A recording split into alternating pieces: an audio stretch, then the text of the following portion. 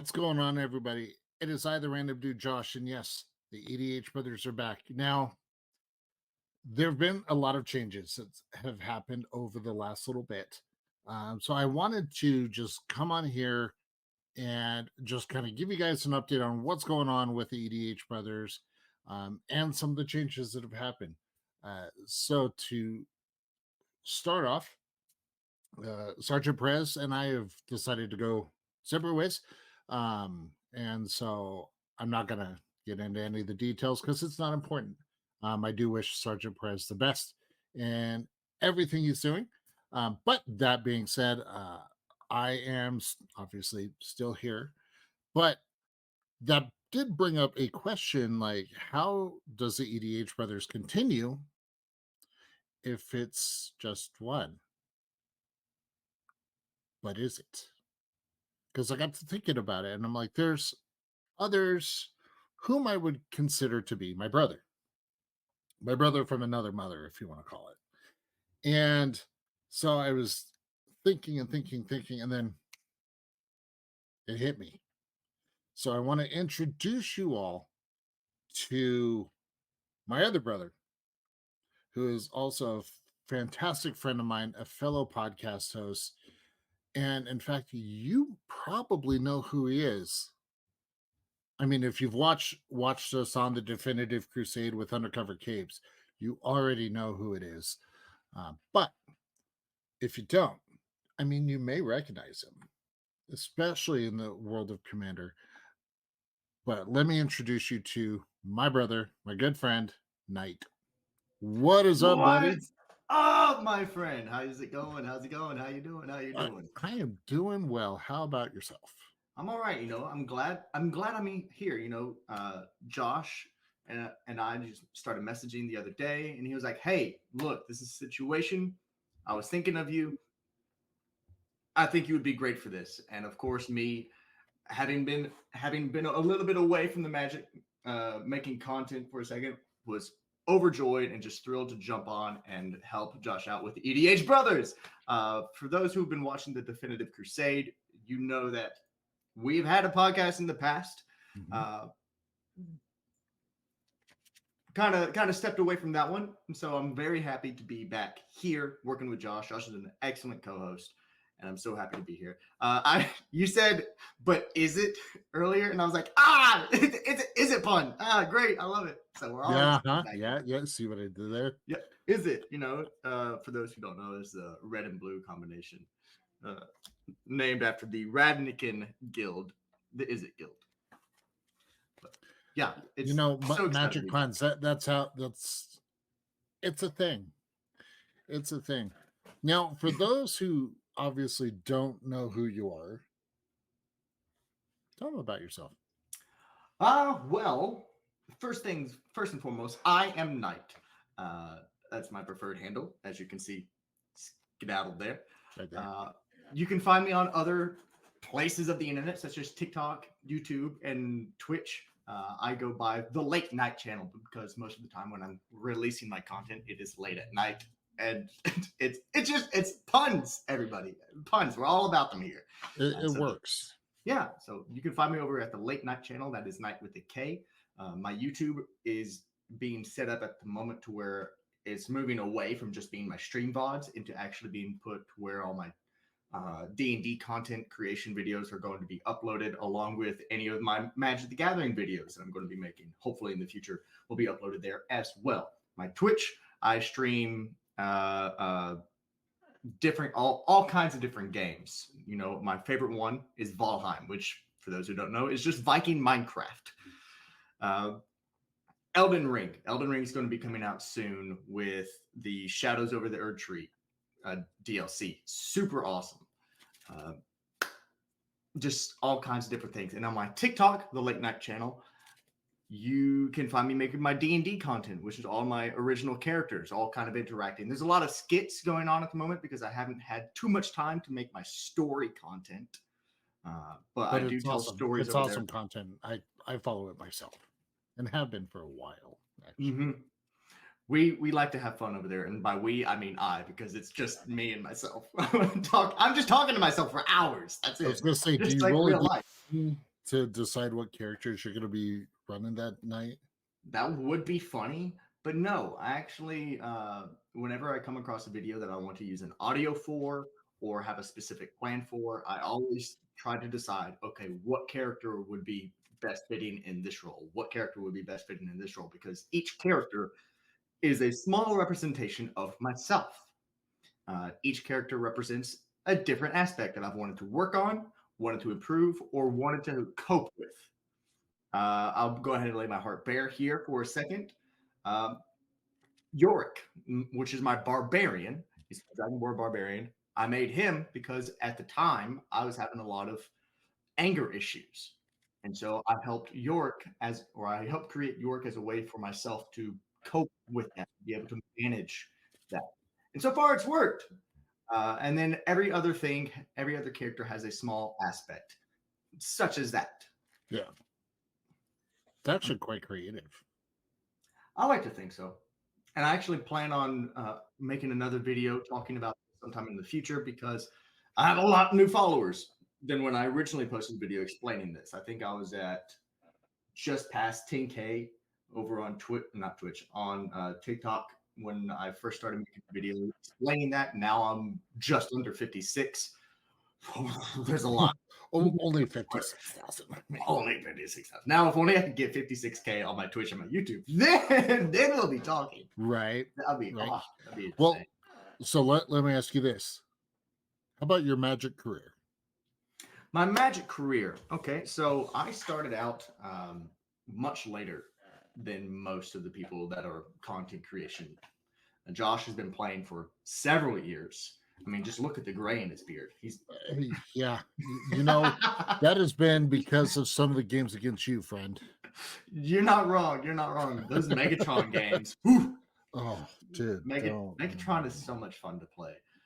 Yeah, but I started out much later. I had a lot of friends that were playing at the time, and I was a hardcore Yu-Gi-Oh player. I liked Yu-Gi-Oh. But I stepped away from that after they started introducing things such as Link and pendulums. It's a whole lot of things I don't understand.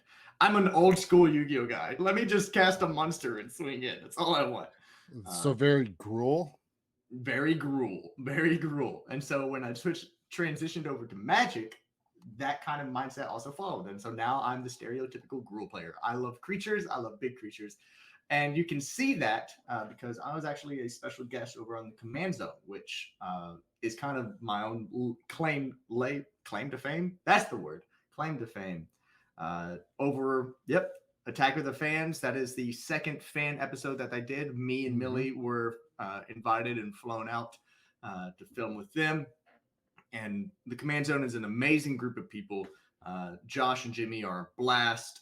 We got to meet with Kyle Hill, which is a big name in the community right now because with all the Fallout stuff that's coming out, Kyle is kind of like the YouTube channel to go to if you want to learn anything about science, nuclear physics.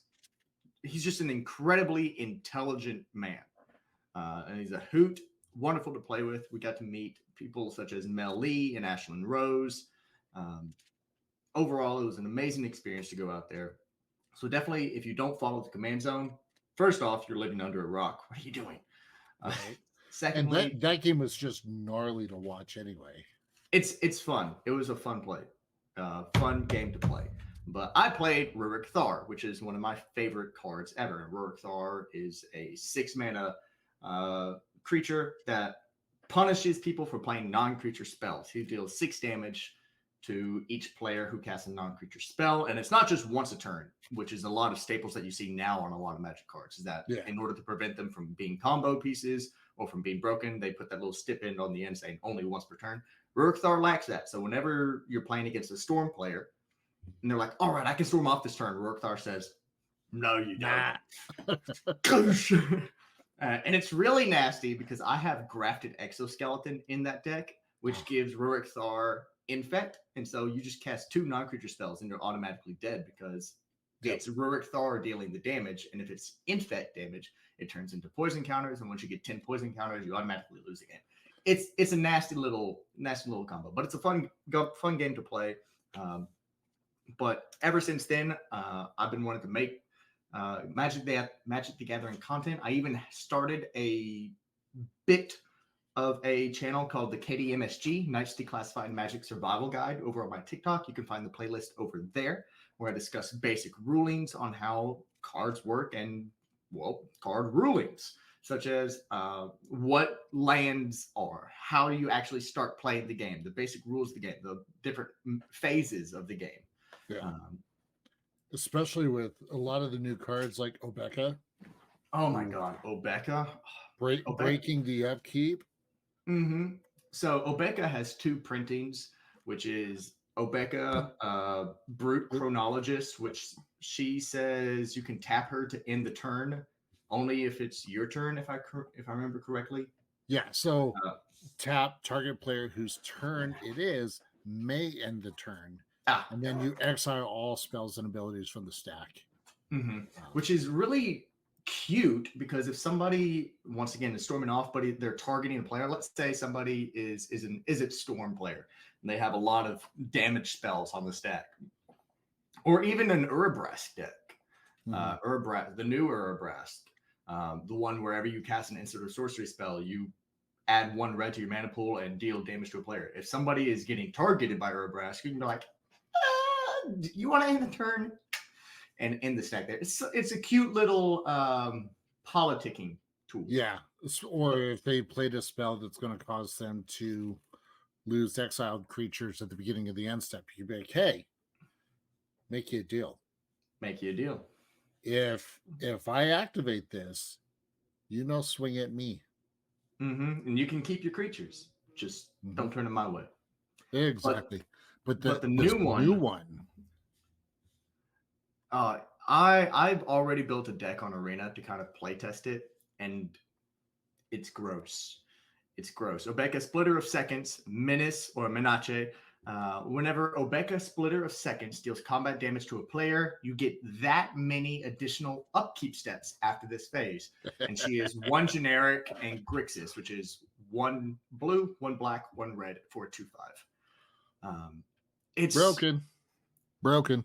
I don't want to say it's broken. It would be broken if she had her own like intrinsic protection. If she had hexproof in Menace, then it would be disgusting because it couldn't be removed. But there are so many cards that say at the beginning of your upkeep, draw an additional card. Your opponents lose a life and you gain 1 life. Just countless of those are the only 2 that I really come to mind because that's how I built my deck around, is that I'm just drawing cards and pinging people for life. But there are so many things that happen at upkeep. My favorite one, and you and I were talking about this the other day, and you were like, dude, that's gross. Right here. Oh yeah, the Honden Shrines. And if you guys have ever seen my Shrines deck, which I believe I had played on an episode of Kingdoms and Friends over on Kingdoms TV. Check that episode out. But yeah, Obeka breaks these. Even though there's only technically 6 shrines that have beginning of upkeep triggers, the other one is Sanctum of All. If I have all the other like Go Shintai shrines and the other Sanctum shrines, that powers all the Honden shrines anyway. So if I'm getting all those upkeeps, I mean, you look at, we'll take Honden of Infinite Rage. Deals damage to target creature or player equal to the number of shrines you control. Those upkeeps are going to be separate instances of upkeeps. So if I have 13, 14 or up to 20 shrines with Go Shintai of Life's Origin and all the little shrine tokens, I mean, next thing you know, all of a sudden I come in and start blasting. Anyways, I just started blasting. Yeah, Obeka is gross and probably one of the most exciting cards out of Outlaws of Thunder Junction. See, you included her as a 99 to your shrine deck. I built her as the commander, and the way I built her, I can only include 3 of the shrines, which is Hondin of Infinite Rage, the blue one, and the black one, which I don't remember the other 2. But if you add the Sanctums and the Goshentais, Mm-hmm. it powers the Hondins. And it can get silly. It can get silly. I built mine as Voltron, and apparently people don't like Voltron commanders in Arena because it's always just removed. Yeah. Oh well. I mean, I guess I could be cruel and I could take out, Solfum, Mayhem Dominus, and add Skrelv's Hive. You could, but why would you? Have you met me? I'm just saying, you may not be Mr. Infect, but you're definitely real close. You know what? I will call myself Sir Random, Prince of Infectoria. That works. That doesn't work as well as I thought. Okay, moving along. It sounded good in my head, but when I said it out loud. Yeah. Oh, but so Matthew, sorry, I'm used to calling you Matthew. Knight is now the newest EDH brother. We're going to be doing all sorts of gameplay videos. Mm-hmm. So if you want to get on a game of Commander with us, hit us up at the EDH Brothers on all the socials, and let's link some spells. Yeah, I'm currently working on a new deck right now. I kind of flashed it earlier. It's kind of hard to see on camera because of its foil, but this is Red Death Shipwrecker. It's super cute. I'm not making a good deck from it. I'm not. It's going to be like Crab Tribal or something. But I'm still having fun with it. It's a Shipwrecker is it? So 1 blue, 1 red for a 1/3, and it has Alluring Eyes. So you can tap it to go target creature and opponent controls. That player draws a card, and you add a red to your mana pool. So a lot of tap. So yeah, borderline. So you're going Timmy with the crab. Kind of, yeah. It's going to be Crab Rave.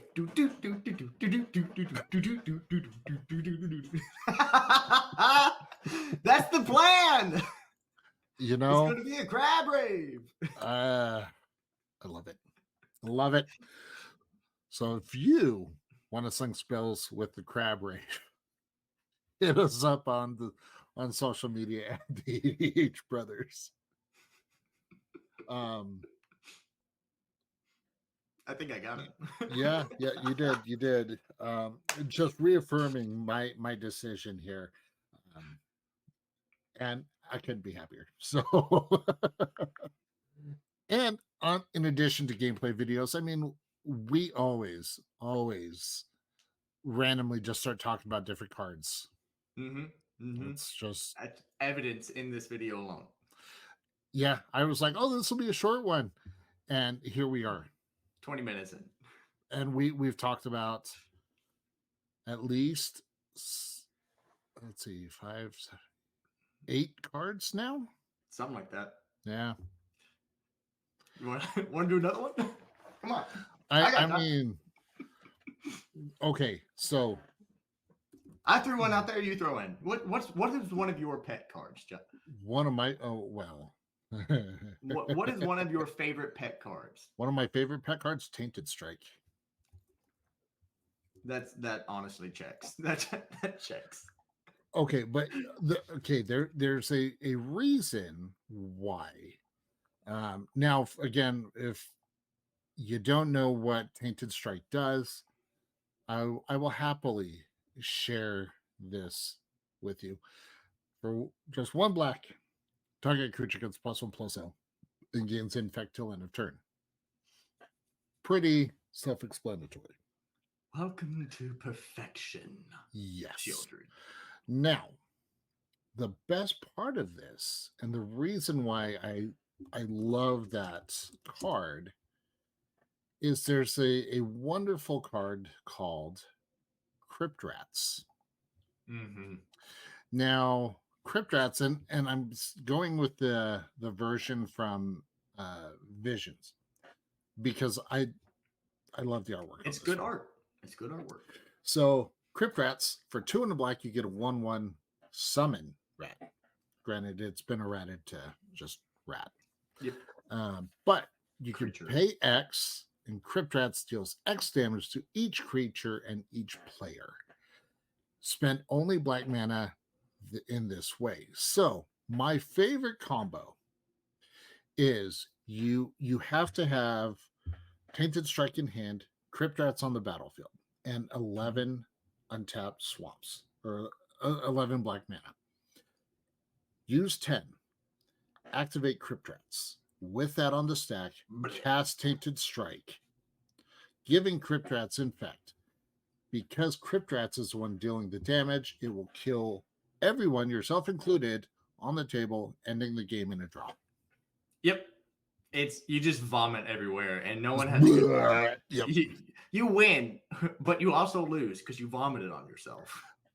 But at the same time, in my mind, I've still won because I did the thing my deck wanted to do. Exactly. And that's half. I may have lost, but I've won this battle. I may have lost the battle, but I'm winning the war. See, it's funny. It's just Tainted Strike. It's silly, right? I was once playing this is kind of a bit of a toxic player mean moment that I've had. I was playing a relatively new player, and I was playing with my friend who was coincidentally also named Josh. Mm-hmm. But we'll call him Josh B. Josh B and I were playing. I was playing a deck that was Gyrus, Eater of Corpses, which is a Jund Hydra that it gets stronger every time you cast from the command zone. It's really cool. But he was at 9 power, and I was about to swing it at the newbie. And I was like, all right, look, here's the thing. You're playing a cat deck. I know how much you love your cats. If you block, you have to lose your cats. But you're at like 35 life. I'm at 2. So you'll easily survive this. You'll easily survive this. Just let me get in. I haven't really done much this game. Let me just swing in once. And they were like, okay, fine. I was like, and on the stack, Tainted Strike. And I removed them from the game. Oh. And they were like, what happened? I was like, you lost. It's all good. Anyways, Josh B. And Pester. Yeah. But now Josh B and that newbie player are now husband and wife. She's not mad about it anymore. Okay. Well, that's because she got a husband out of it. Yeah, exactly. So, in some way, you're the reason they got married. Yeah, I helped them get together. Yeah. Okay. We'll say that. Okay. Good. Mutual hatred of me in that moment is what got them together. Oh, good. Good times. Good times. Mm-hmm, mm-hmm. Well, another big announcement. And I mentioned this a little bit to you, but if you notice this Kraken right here. I don't have one. I'm not cool. Yet. So we have partnered with a company called Legendary Supplements. Phenomenal company. They're based out of here in Utah. But they have created a supplement geared towards gamers. And in all reality, it's great for everything. But it's called Kraken Intense Focus. This stuff, what it does is it'll shock your system when you drink it, and then it just kind of helps you have a lot more focus and clarity. It's not like the 5-hour energy. The best part is you get that focus, you get that energy, but you don't get the crash. It's very nice. It's very nice. One of the worst things I hate about any kind of caffeine or caffeine related supplement is the crash afterwards. Yep. This, you don't have to worry about that. It is absolutely fantastic. So there will be a link in the description. If you use that link, you'll get 10% off of your order. Um, and it is a phenomenal thing. I've been actually using it for a few months now. So I'm still waiting on my shipment to come in. yes, I know. I got to get that to you. Thank you for reminding me. You're welcome. I figured I'd do it live on air. Yes, no, I need to get you yours. But if you want your own Kraken Intense Focus, there's 2 flavors. There's the Blizzard Mojito, which gives you that cool feeling. Then there's the Kickin' Mango Peach, which it's a drop kick in the mouth when it shocks your senses, but then smooths out into the sweet mango and peach. So you've got a spicier version and a cool version. And with summer almost here, there is nothing I enjoy more than a nice mojito. I mean, Delicious. Blizzard Mojito is going to give you a different effect than that other mojito.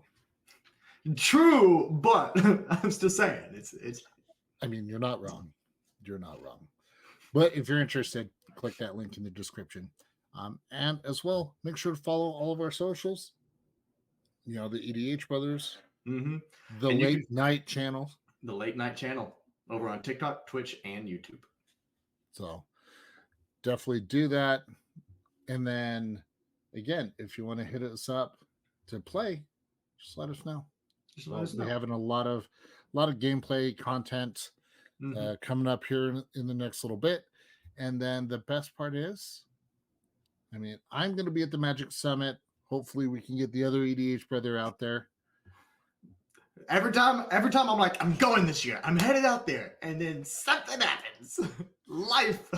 Right. I mean, life. It is what it is. But you want to note on your calendar November 8th, 9th, and 10th in Provo, Utah at the Provo Convention Center is Magic Summit. So make sure to stay tuned for that because they've got there's going to be big stuff coming for that. So definitely.